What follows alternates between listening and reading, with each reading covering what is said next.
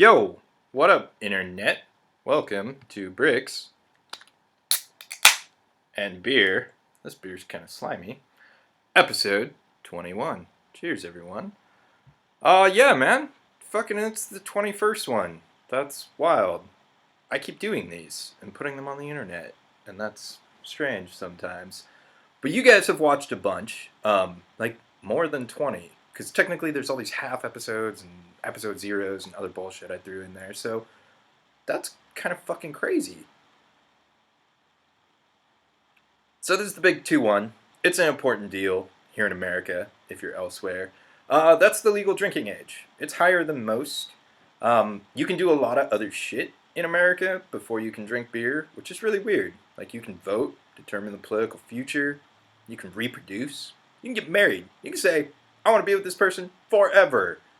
You can do that. Like, you can start doing pornography, all these other crazy things. Can't drink beer until you're 21. So, in honor of the big 21, we're going to do the old Q&A. Q and beer. Sure. Yeah. Anyway, so Q&A. First question, what are you drinking? Well, I'm drinking Brew Free or Die IPA. The reason why is way down there is the brewery. It's the 21st Amendment Brewery. See? Episode 21, 21st. Also, Scotty Whitesell, shout out to you, go Scotty, told me he was drinking this beer, like way in the early episodes when I was asking you guys what you're drinking and people were actually commenting, and like I said I was going to drink the beers. It's been fucking tons of episodes since then. I did put together a giant ass list. I got my shit together. There's a list. It's on my phone. And this was one of the first ones, and I was like, fuck yeah, it's 21. I trust Scotty's choice in IPAs. And we'll see how it is. This is the first time I've drank this, so I already had a sip. I guess that's a cheat. It tasted pretty good. Yeah, good job, Scotty. I'm not really sure why the can's all slimy. That's kind of creepy and weird. But here's Abe Lincoln, fucking punching his way out of Mount Rushmore, which is pretty rad. It looks like he punched somebody else in the face. Oh no, that's just Teddy Roosevelt's fucked up glasses. Doesn't it look like Teddy Roosevelt's like fucking got caved in eyes? Anyway, Brew Free or Die. Yeah, fuck yeah. So I'm not going to show off too much Lego. We're mainly just going to talk. So if you guys want to like sort some Lego, go do something else. This is going to be long as fuck. I have shit tons of questions. Look at this stuff. This one's multiple pages. Like, this is fucking crazy, guys. So thank you, number one, for submitting questions. And I took questions all over the place. I took them on YouTube. I took them on Instagram. I took them on Flickr. Like, everywhere where you can hit me up, I took questions. And everybody responded. Flickr definitely won. I got the majority of comments there, which makes sense. Most of you are A-foles.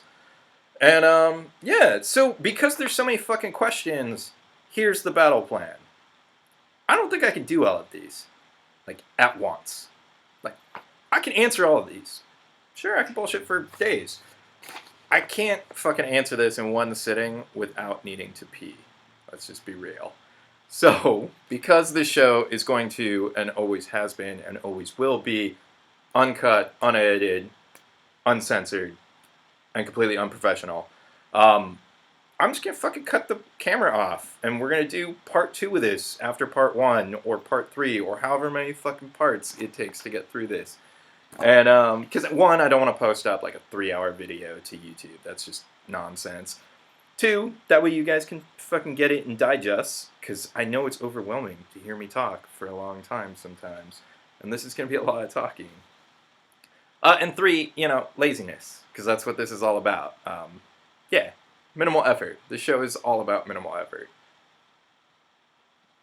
I say that while I have printouts of questions. This is not professional, guys. Like, this may look professional. This is really just so I could fucking read these. Because if I was a professional, there'd be like a second screen, like, right there, next to this one. And this one would just have me, and this one would have, like, scrolling questions, and there'd be an assistant, and she'd be hot, and she'd be, like, clicking next and stuff. So that's not going to happen. So this is as good as it gets. So, time for questions. we're going to kind of mix this up. I have from the 3 different social avenue streams, and I'm just going to kind of go back and forth because fucking I don't want to put all of them in one episode and half of them in the other. So, first question from YouTube, from Eddie Nordlander.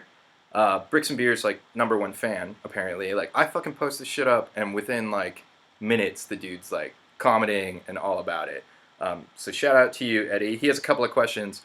Ever had any Swedish beer? Not to my knowledge. Willing to try some. You got suggestions, let me know. Favorite Lego element and why? So a couple people asked this one. It's pretty straightforward. Like, I thought about it, and I was like, oh, there's all these other ones, but like it's going to come to this. The Travis brick. The old 1x1 with 5 knobs. It's fucking major old school. Like, this came in the classic space sets. This is the robot body. It's also insanely useful because it's a super compact snot piece.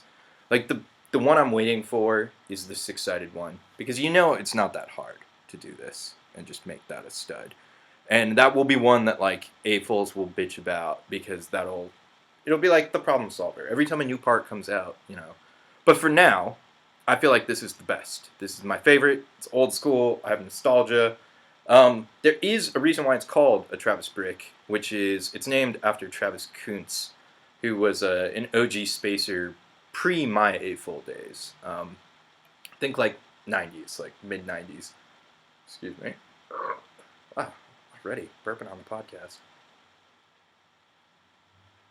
And he had this part tattooed on him, which is really cool. I think actually if I was going to get a Lego part that wasn't a logo, this might be the one. And he also, unfortunately, passed away. And he built a lot of things, like he always incorporated this part. So people named this brick the Travis brick. So that's my favorite part. Last question from him. Why do you sit on the floor while filming? Or are you? It looks like it in your videos. I am sitting on the floor. The reason why is laziness. So, there's another podcast I did a couple years back called Beyond the Brick. I guess I'll link to it down below. And it's really long, and I did like a Skype thing with them. And I sat at a table in front of this. And the reason why is because my dining room table was like small, and I could just slide it over, and it was really cool. Since then, that table is now at my brother-in-law's apartment, and like we adulted and got this like giant adult table. It's pretty fucking big, you know. It's like one of those ones that has a bench, so it's like heavy as fuck. And I could, in theory, move it over here. It expands. It like has leaves and shit. It weighs fucking too much, really, I think, for me to like regularly move it. And that's just not part of the lazy plan. So the easy plan is to use my coffee table and slap the laptop on that, which is what it's on right now. That's why you always hear fucking me knocking on this shit. And yeah, I don't know. I also feel like it kind of lends to the casual vibe, which is cool. I try not to plan excessively for this. Like, I try to just do it off the cuff, so I feel like it works okay. I've only had one guest on over here, which was Jimmy, and Jimmy's cool to like hang out and sit on the floor. But I realized it's kind of awkward as fuck when you sit on the floor next to another dude and like talk to the internet. It's way easier if you do it in chairs. So yeah, that's the floor question. So thank you for your question, Eddie. Cheers. We'll go with another YouTube one. Travis Taylor asks, I second the question, so there you go. I want to know, you're a West Coast bricker, but any chance of coming to Texas brick events? Not there are many. I think Brick Fiesta is yours, right? Probably, just to be honest, dude, like, really low. Like, it would take a lot. I'd have to know a lot of people that were going, and they would be like, dude, this is awesome. Like, I'm still on the fence about BrickCan, and people are fucking stressing me out left and right about, like, you can get the hotel and just cancel 3 days before. So for Texas events, it's unlikely. He says first round's on me, which thank you, sir. If I see you fucking and you're like, dude, I watched the show, I will probably buy you a beer. That goes for like any of you fuckers. If you just want to get free beer and you know me, walk up and be like, yo, I watched your bullshit on the internet, buy me a beer. And I'll either call you an asshole and buy you a beer, or probably just call you an asshole and try to pawn off responsibility on somebody else. So yeah, I know you're a space guy, but what's your favorite non-space set, new and old? So I read through these and I did some research, and this one's kind of hard because there's a couple. My favorite town set, which I showed off 2 episodes ago, is this one, 6395. It's like the Shell Raceway set. I was a big pirate dude when I was a kid, so I the ship before this, the OG one, I couldn't get. I think I was too young. Man, this is beat up as fuck. But this is pretty rad. I'm all about this one. This is a 6286. I think this is not the Black Seas Barracuda, but the other one. And they didn't even put the names on here. But you get 925 dorky Lego points. So look at all my points. And then I wanted to think about a castle set. And I was thinking, the classic Black Falcon's Fortress, the one my mom got me when I was really little. But that's not my favorite castle set. And I was looking for the instructions, and I couldn't find the fucking instructions. So here's a catalog, and here's a whole bunch of fuckery of me trying to find this. There you go. See that little cart? Oh, man, that is not going to focus for shit. All right, well, anyway, it's the Wolfpack Renegades. It's set 6038. It's a fucking great set. Like, the Wolfpack were, like, mercenary bad guys who were clearly smugglers. Like, the cart has a secret compartment and shit. If you're into Castle, like, and you don't know about that set, go build your own. Like, the instructions are free. They're on the internet. Just go check it out. It's rad. And then lastly, I know it's a Texas beer, but have you tried? If not, hunt down and try Ghost Eye, an amazing beer put out by the band The Sword. I think you'll enjoy. So, I have not tried that beer, but I was like in this research mode when I was copying and pasting shit off the internet. And I have Spotify, and I threw in The Sword, and they're not a bad band. Like, Ghost Eye, not my favorite track. They have a track called Turn to Dust, which is pretty rad. It's like they're a Texas metal band, which, it's cool. They kind of remind me of some of the like black Viking metal shit that I listen to a little bit. But that Turn to Dust song is like a very like Ennio Morricone, like Western gunfighter song. It's pretty rad. So there you go, Travis. Thank you for the questions. Moving on, we're gonna jump to Instagram. My first Instagram comment, which was from PayPal Cash for Surveys, said great. And then the second question was from Louis Vuitton, who, if you're on Instagram and you're into Lego and beer, which clearly you are because you're watching this show, go look this dude up. I'm going to link him below. Louis Vuitton, not Vuitton. And he posts little minifigs and beers, and he's got impeccable beer taste, and he's clearly drinking beer all the time. And a lot of his Instagram's pretty funny because a lot of it's like, hey, when you're trying to take a photo of a Lego minifig in public and you're trying to keep it on the down low and like not be caught out as a dork, and then your man purse falls on the floor and Lego goes everywhere. So yeah, fucking shout out to you, Louis. Louis asks, how do you feel about PayPal for cash for surveys? Commenting great. Great. There you go. We'll take another one from Instagram. N-Talk. Have you ever tried alcoholic root beer, or do you find such drinks to be a waste like cider? By the way, I like cider and alcoholic beer and Guinness. Cheers. You like all good things. I'm not a big cider fan. It's too sweet. I'm not really into it. I have had alcoholic root beer. Mission Brewing down in San Diego makes alcoholic root beer, which is surprisingly delicious. It's like all sugary booze, though. Like, I can only drink so much. Like, I can have like one. Like, tequila things are a different story. Like, I can drink a couple of margaritas in a row, but like anything like really sweet, especially if it's like syrupy, like root beer, that doesn't end well. All right, so we'll take one more from Instagram, and then we'll go to Flickr. Go Scotty Witzel, beer recommender, asks 2 questions, which are all in caps, which is, when are we going to see more 9-volt trains? I don't fucking know. I'm trying to locate a monorail. Fredo has one, but he won't sell me his. I just want one. It's like, I feel like it's one of those things that, like, I should have. It's bullshit, too, because they're expensive as fuck, and they're hard to find. So if you have a monorail, and you just want to mail it to me, fucking send me a message.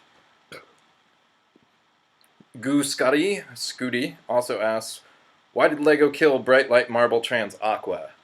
Because they hate you, yo. So let's get a flicker. Trent asks, hey Andrew, I love watching the show. It's now an integral part of my life. Cheers. So you are quite obviously a dedicated space guy. Any other themes you've dabbled in? Do you have mocks that are outside that comfort zone that you can show us?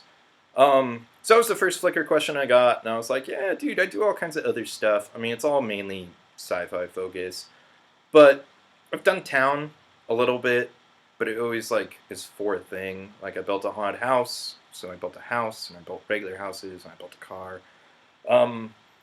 I built a little bit of castle, but my castle always has sort of like an evil bent to it, so it's not really like, I don't know, when people ask like other themes, I kind of feel like, there's got to be some like, something that would fit in a cohesive thematic display, and I don't necessarily do that so well. Like a lot of my stuff wouldn't really fit in a town layout.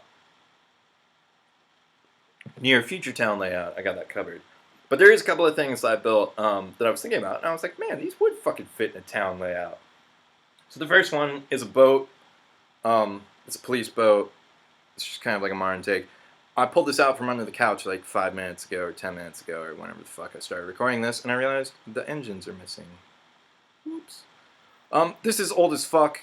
This is, it's kind of military. It's got the machine gun, I guess, on the front. The entire reason why I built this is because there's another boat under my couch, which was like the Ronin lug boat that we built for the zombie apocalypse. It was minifigs, sig figs, me and all the homies. And I was like, oh man, well there's got to be a police boat for that. And the whole reason why I built those two boats is because I built this. This is the greatest boat ever. This is the boat from Miami Vice. This is a go fast boat. This is rad. It's got 2 engines in the back. They got spinny propellers. It's got awesome fucking palm tree graphics and striping. It's actually pretty close to the on-screen model. Like, there's a shot of the boat where it's like flying through the water. It's doing one of these, and it goes fast as fuck. And the greatest thing about this is, I know a lot about Miami Vice. Kind of a Miami Vice aficionado, I guess. There's smuggling compartments. See, there's stuff in there. Other side too.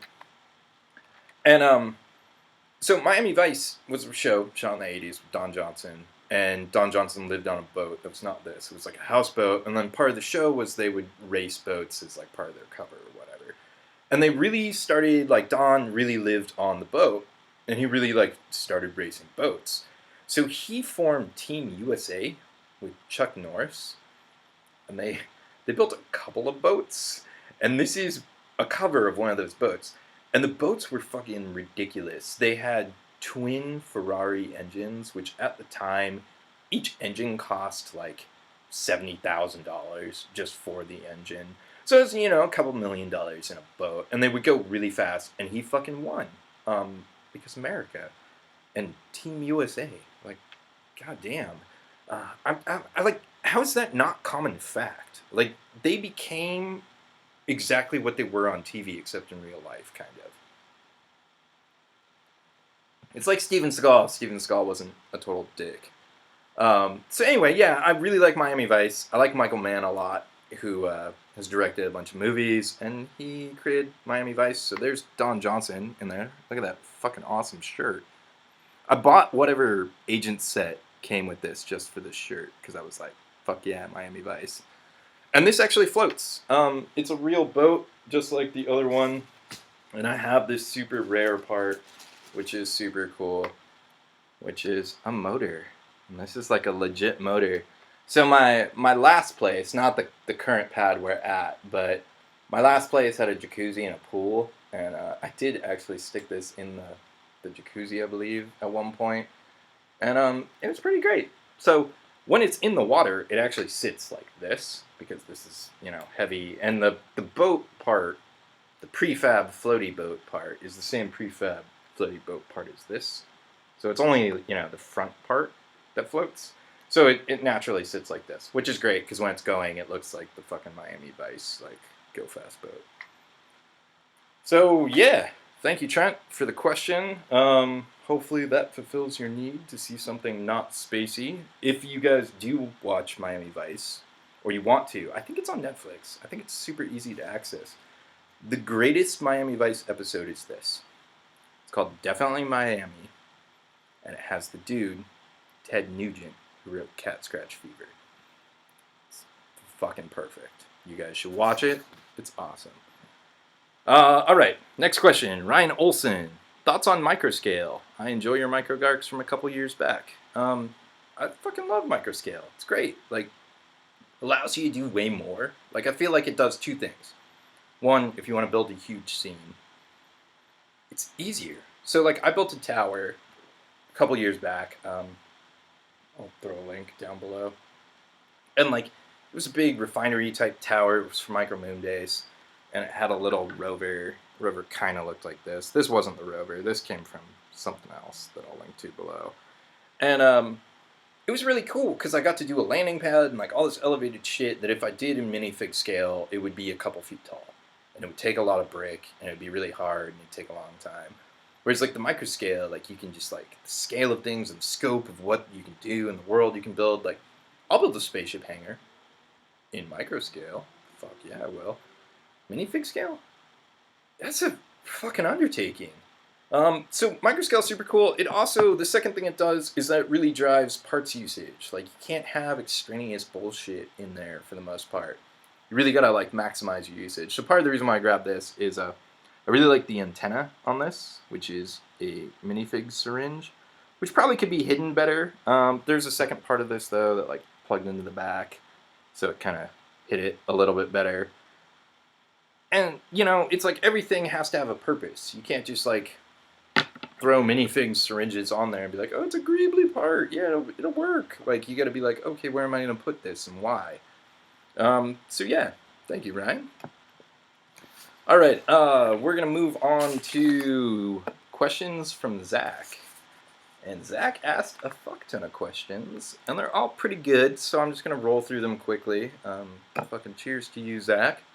Zach also listens to the show, watches the show all the time, and I kind of feel like that's part of the reason why I keep doing this, is I feel like this is my time to get to hang out with Zach, because Zach doesn't really get to hang out all that often. I wish we lived closer, but this is what we got, homie. So, Zach asks, who are your top 3 AFOLs that you've never met in real life, that you want to drink a beer with, and why? So this one's kind of hard, because there's a bunch of people I haven't met, and I always want to hang out with everybody. Like, Keith Goldman told me one time that, like, you kind of have to meet all the AFOLs. It's like Pokemon, you gotta catch them all. Just, like, see the various types, what they do, how weird they are. So, number one dude I want to meet, I've virtually hung out with a lot over the last, like, I don't know, a couple of years, is Soren Roberts. Dude's a fucking genius. Like, for the longest time, I thought Soren was like a robot box. Like, there's this scene in Ghost in the Shell, one of the standalone complexes, and there's like a cube. It has little manipulators, and it sounds like fucking the Kentucky Fried Chicken dude, Colonel Sanders. And I kind of felt like Soren was like that. Not the Kentucky Fried Chicken part, but the like, he's just a mind in a box that's manipulating Lego to be perfect. And then we like video chatted and stuff, and I was like, "Oh man, you're a human." But Soren's super cool, and I want to like hang out at his pad, and I want to see his setup, and I want to see how he builds. Because to me, when you go to somebody and you see like how they're set up, I think that does a bunch of stuff. Like I always get inspired. It sort of informs like, "Oh, why'd you do this?" And everybody sort of like, we trade knowledge in a way, just through like, this is how I do it. So I want to see Soren set up. I also just feel like I owe the dude some drinks. He doesn't even drink beer. He drinks vodka, which is fine. I'll buy Soren some vodka. Number 2. This is kind of a... There's a bunch of people, man. But I'm going to say Traumas. The internet's favorite dad. Traumas. He's Canadian. He's super cool. Like... seems super cool. He obviously loves beer, which is great. He hasn't been to a convention, like he hasn't done shit, but like he's clearly an ambassador of goodwill and awesomeness and involved in the community and space. And I feel like we'd have a good time. Like, we'd fucking geek out. So, cheers to you, Thomas. Number 3. So this is kind of a weird thing because it's like a 3-way tie, right? And this is where the reasoning comes into. So Peter Morris builds spaceships. It's fucking funny as shit. He leaves the best internet comments on any of the Lego nonsense anywhere. So I just want to hang out with that guy because I feel like it'd be a good time. And also, like, we've known each other on the internet for fucking years and years. Second 3-way third place tie is Coal Black. Coal Black's on a different level. Like, I feel like Coal Black he's got to be an interesting dude. Just based on his builds alone, it's got to be an interesting dude. So I want to hang out with Cole. That would be cool. And then this is the one where I'm like, man, this probably should have been number 1. Orion Pax. Not solely, like, he's clearly a good builder, seems like a cool dude. His fucking Lego setup is the dream setup.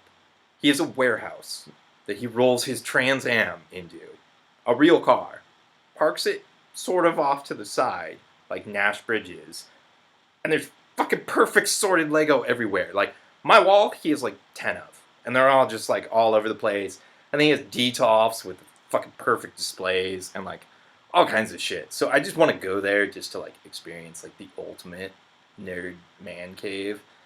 So yeah, there you go. Those are the 3. 5. Bonus 2. Second question. If you could bring one AFOL back to the community who is gone, not someone who has passed away, but someone who is still alive, who would it be? It's kind of a weird one. Because the weird thing about being in the community for like 10-ish years is people come and go, man. Like, life happens. Like, I've seen a bunch of people have kids. I've seen people get married. I've seen people get divorced. Like, fuck, I've seen Lego rooms move locations geographically. Like, it's fucking weird. So I feel like Zach asked this question, and the number 1 answer would have been Zach. Except Zach came back like 2 years ago. But Zach was gone for fucking 5 years. So that's a long-ass gap. So, Zach, now that you're back, I have to pick somebody else. So I'm picking John Palmer. Like, if you guys don't know who John Palmer is, his stuff is out there. It's kind of hard to find, because he's like Soren, where he's deleted a bunch of shit and, like, sort of, like, moved on.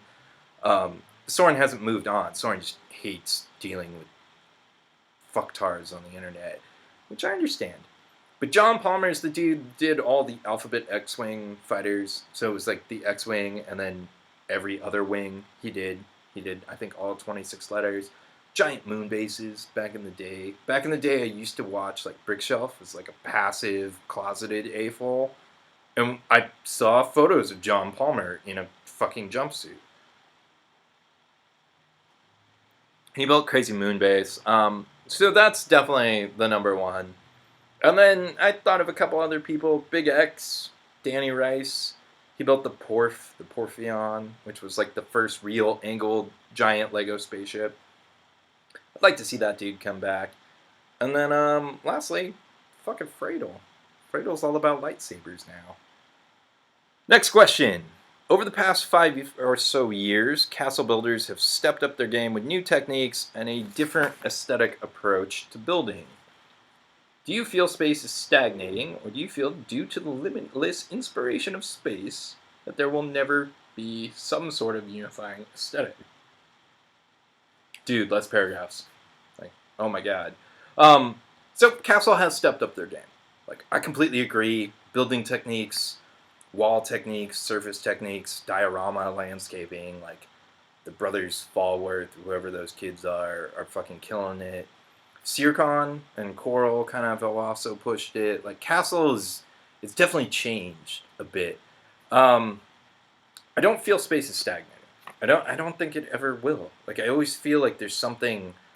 Number 1, like pop culture, the driving pop culture shit is always going to be science fiction.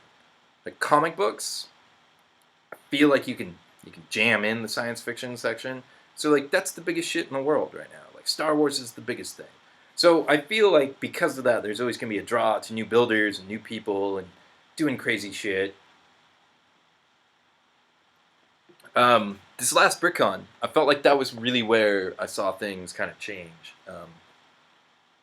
We're going a little long, like I said, and sorry, Scotty, I'm gonna change beers. It's not that I don't like your IPA; it's good. I just need something to soothe the vocal cords.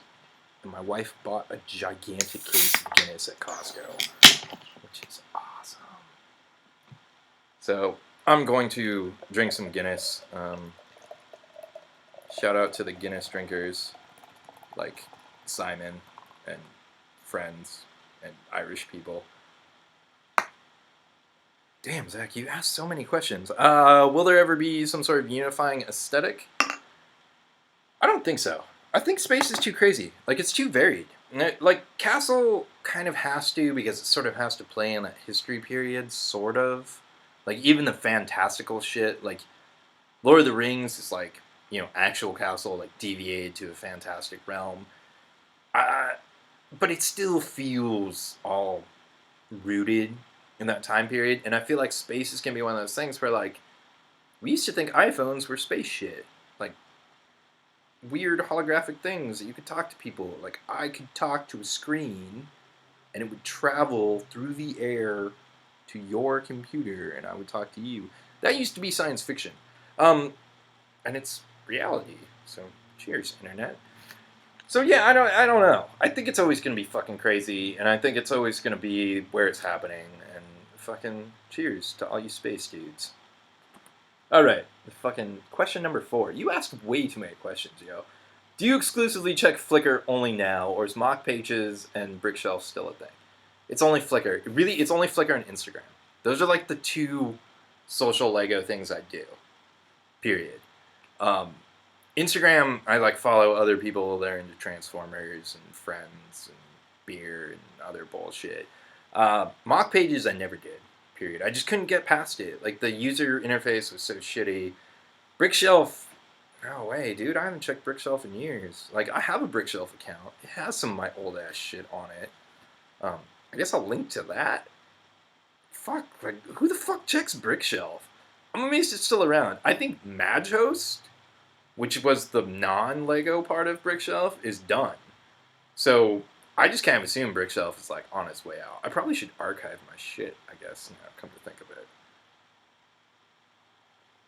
Alright. Fucking second to last question, Zach. What is your build process when you build Mecha? Do you start with a sketch, or do you come up with a frame and then skin it? Does the same process apply to base creations, or is it different? The Mecha thing all depends on what it is. So, if it's piloted, I usually start with the cockpit. Maybe not. It's either feet, legs, and then cockpit, or cockpit and then everything else. So, like the Ninja Turtle mech started with the hips because of the pizza oven thing, and then the legs and the feet. So I had the bottom half, and then I did the cockpit, and then I did the arms and the head. Big mecha, like really big mecha, sometimes I sketch it. The Mixo combiners I've sketched. But most of the mecha, like, mecha is sort of an old hand for me, where I can just kind of, like, I know what I want to do generally, and it's also the genre I feel most comfortable just being fluid with. Like, fucking this is good enough kind of a deal. Like, I don't know. But I do sketch sometimes, and a couple of people asked this, so I'm glad you asked. So, like, here's a sketch. This isn't for a mecha. You probably can't see this word, dick. Alright, there you go. There's kind of a sketch. Oh, it's upside down. Unprofessional, guys. This is the Renegade 2, which I showed in the very fucking first episode of this podcast. I drew this out mainly to nail the proportions and to also kind of take measurements. So you'll notice on here there's sort of approximations of stud lengths and bullshit and like what it is. And then I, usually write dumb things like the Renegade. Fuck yeah. And sometimes I sketch mecha for the most part. It all depends on what it is. Like if it's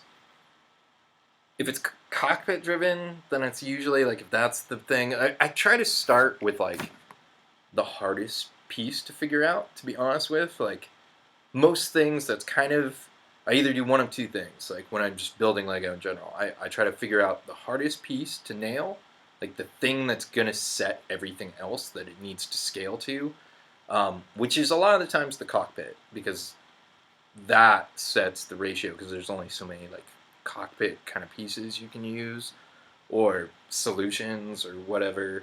Um, and then the rest of it's just kind of like, how I feel and what's going on and what's easy to build and what I feel like I'll work things out just piece by piece. My building's very organic. It's kind of, especially like Mecha. I feel like Mecha's just the area where I can just go crazy. Like, nobody's gonna tell me that's not how a robot works. I had the same thing when I was a kid. This is an aside, but you asked fucking a million questions, so you get an aside, Zach. When I was a kid, I had this obsession with doodling aliens. Like, really, really crazy. Like, everything was an alien. Like, they'd ask us to draw a caterpillar, I would draw an alien caterpillar. And the way I would, like, sort of dictate how things were alien, was really into eyeballs on stalks. Like, I felt like that was super alien. Like, slugs. I don't know. So everything had eyeballs. Lots of eyeballs on stalks. And I got a lot of shit, as you do when you're a little kid. And all these little fuckers would tell me, that's not what an alien looks like. You don't know what an alien looks like. That's not what an alien looks like. And I was like, you know what? Fuck you. Have you ever seen a fucking alien? No, you fucking haven't. How do you know? It's why I think an alien looks like. Kind of the same thing with Mecha. So Zach, stop being gun shy. Just fucking go for it. Alright, last Zach question, and then we're going to jump back to another social media. All you Flickr fuckers, all of a sudden it was free reign. I thought you were going to ask like 2 questions.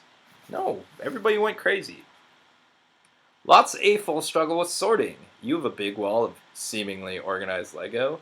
How did that come to be? How much time is spent sorting versus building?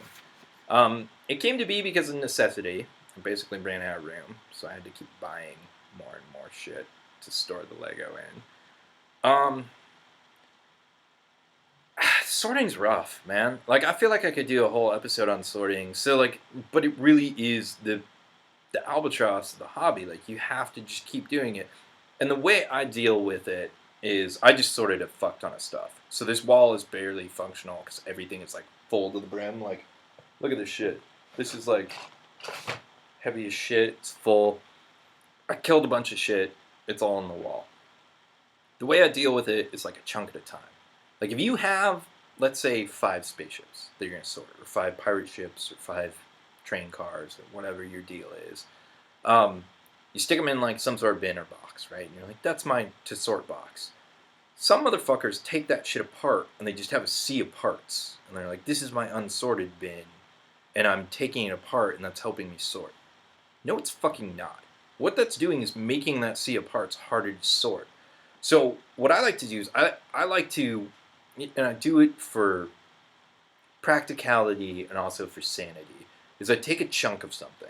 So like I took apart the Beast, that big giant gray spaceship, and I'll take like an engine, and I'll just fucking sort the engine all the way through, all the parts. Just that little handful of parts, put all the half pins in the half pin drawer, put the fucking printed dishes in the printed drawer, like go through it piece by piece, and at the end of that 10 minutes or whatever, because I'm pretty fast at sorting these days, my system's pretty well set up, then I don't have that chunk anymore. And then I look at that bin, and there's a chunk missing, and I can like visually see that that chunk is missing, which helps me deal with the enormity of like, here's a bin of nothing you want to fuck with. So yeah, and versus building time versus sorting time, I don't know. Maybe a third sorting, 2/3 building. I definitely spend more time building than I do sorting because of doing it in that incremental way. Like I have deep storage. I keep shit under my couch for years and years, which we've learned on this podcast. But for the most part, I take a lot of shit apart. And when I do that, it's like pretty easy. Because like it's way easier to take apart one spaceship than a box of spaceships. So I just try to do it all the time. You know, it's like Some people do sit-ups. I sort spaceships. We're all nerds. All right, 40 minutes deep. Thank you guys for sticking with me. We're going to jump back to some of the other questions. We'll go back to YouTube. Dude, I'm going to fuck up your name, but you comment all the time. S. Millman? Smillman? Smillman 437 says, Lego Mecha, do you recommend starting with the legs, feet, elsewhere? I feel like I covered that. Here's the thing. So, like, do you have any tips for better mecha for people who are practicing? I would identify a couple of things that, like, you feel are weak in your mecha. So, like, articulation. That's usually the biggest fuckery with Lego Mecha. You can kind of start with, like, the basic. Like, there's really cool click hinge parts. You can look at sort of any of the official sets and sort of see how they do it and sort of mirror that. Really, if you just want to, like, crank out a mecha and you're like, I have no fucking idea, go buy the Nexo Knights King mech, take all the shit off, and just reskin that. Because that's, like, a perfect mecha frame. I would say start from the feet up, because just balance-wise, you'll kind of gauge the weight. Anticipate that when you're only building the lower half of the mech, though, there's going to be double the weight up top. And especially if you have, like, big arm cannons or something, you might want to work on the joint technology there a little bit. What does Bricks and Beer think of meat bags? Referring to people or referring to Lego minifigs? I don't know. I guess they're fuckers. Sure. I like robots. That's my deal. So, there you go. Also, have you tried Czechvar Lager? No, I have not. So a bunch of people ask this question. Not Czechvar, particularly, but like, have you tried this beer? No, I haven't tried any of your beers. I'm sorry. All these questions, people are recommending beer. I guess that just speaks to how many beers are out in the world. That's pretty cool, right? Alright, so back to Instagram. Haskell Thundercractor Zartan, the homie Nate, asks, can we build a minifig scale Lego wrestling ring? Fuck yeah, dude. Fuck yeah. We still gotta hang out, dude. Like, you watched me on the internet and we hung out at your rap show, which was awesome. If you guys are into nerd rap, like Transformers and G.I. Joe, you should go check out Nate. I'll link to his YouTube down there below. That looked kind of strange and phallic and was terrible. So let's put it over there, Nate. Yeah. So, fuck yeah, dude. We gotta hang out. I'll build you a wrestling ring. That's super easy. Clutch, Bricks on the Dollar, asks, when are you going to attend a real con other than BrickCon? Bricks LA is small potatoes. I agree, Bricks LA is small potatoes for now. BrickCon is a real fucking con, and that's the fucking con you need to go to, Clutch. Maybe I'll go to Chicago. Maybe I'll go to DC. I don't know. Fucking come to Seattle, dude. I'll buy you a beer. Carter goes. Just go with Carter, motherfucker. Alright. We're gonna go, Alright, we're gonna go back to Flickr. Because Chris, the homie Chris Madison, who watches all of this shit, he kind of asked the same questions. I'll second Zach's first two questions. Who do you want to meet and drink with? What's your favorite piece question? Alright, I guess I answered your questions, dude. Colin asks, what else do you combine with your bricks and beer? Hockey games? Harry Potter marathons? IT crowd? Netflix and brick? I watch movies, cartoons, but mainly music. Like, music is so much easier for me. Like, because then I don't have to get distracted by the 2-hour increment ended, and I gotta pick something else. Because, like, Netflix for me is really rough. Like, TV watching and movie watching while I build is rough. Because, for the most part, I like movies. So I want to actually pay attention and, like, sit down. And a lot of the shit I watch is, like, kind of subtitled sometimes. Like, anime or things you have to pay attention to, or you want to see the visuals. So I don't know, like, there's certain things that have, like, been perennials. Like, I'll watch all the standalone complex animes. I'll just chug through seasons. But mainly it's music. There's some really good fucking Pandora and Spotify and, like, all these, ways to just press a button.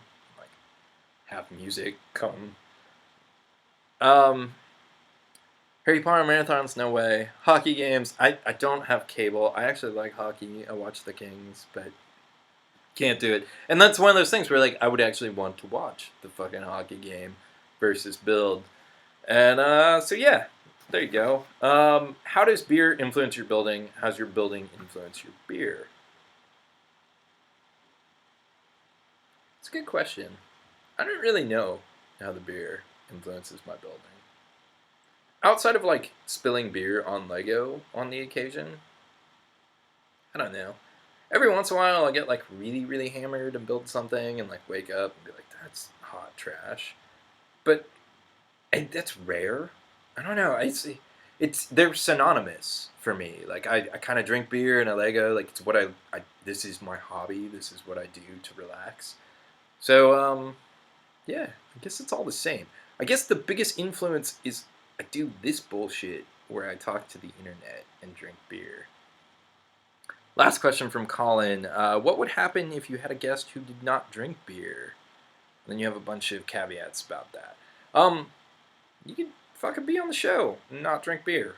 Like, it's fine.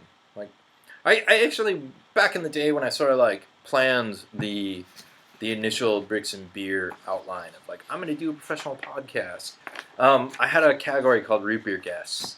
That would be people that I know don't drink alcohol that would, like, we could just call root beer guests, or they could drink craft root beer or whatever.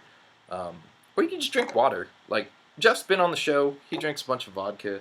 I think in one episode he didn't even drink anything. I think he just drank water. And, yeah. So, fucking Colin, we don't discriminate here on Bricks and Beer. Alright, we're at 46 minutes. I'm going to keep going for a little bit, and then we're going to take an intermission. So, we're going to jump back to the YouTube comments. Eddie Norlander asked some more questions. All you fuckers asked a lot of questions. A few more. Worst, most useless Lego part in your collection? There's a lot. Not useless, but just like one of those things where you're like, what am I going to do with this? I went through a drawer today. I gotta say it's this. I kind of hate this part. This giant prefab part. I guess it takes a Technic pin there, but like, I don't know. And I only have one of these in dark green, which is sort of a useless color. So this is probably it. Second question. The homie Eddie asks, can Lego parts be really useless? No. Would scratched windows cockpits... Would you use scratched windows cockpits just to add a certain worn look to your Mecha spaceship cabin truck? 100%. I always use fucked up Lego when I need to, or like when it can come into effect. Sometimes it's hard to do. It's hard to do, but like there's a time and a place for everything. I feel like there are no useless Lego parts. Wayo asks, Wayo? How big is that wall of Lego? It's fucking big. It's not as big as you guys think. So, each one of these, this is a 6-drawer Sterilite container. I'm revealing the magic here. So see these? There's 7 of these in this row. You can view over there. There's more. So there's 7 of those. They're double stacked. So there's 14 of those. There's 5 of these over here, which are the 3-drawer versions. And then there is 2 dozen of these. So it's a lot. It's a lot of fucking Lego. Roughly 7 feet by 7 feet, I think. 8 feet by 8 feet. It's a big square.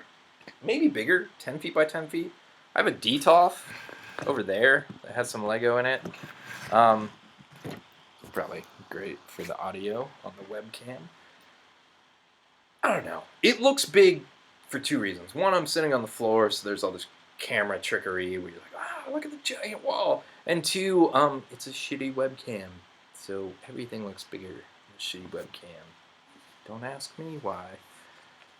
Next question, Brick Buildmeister. Have you built a Lego color chart? Can the color chart type of categorically collecting elements apply to your favorite type of unique elements? You collect printed elements. Question, colon. Have you ever put them all together to see what you got?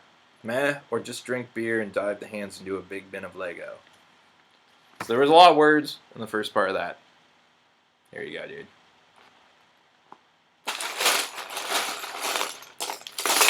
This is my printed element drawer. That's it. That's all you're getting. Alright, so, fucking let's call that episode 21A? Sure. Fucking thank you guys for making it all the way through. It's been awesome hanging out with you guys. Thank you for interacting. I'm fucking amazed anybody watches this. I will see you in the future in part 2 of episode 21. Enjoy. Peace.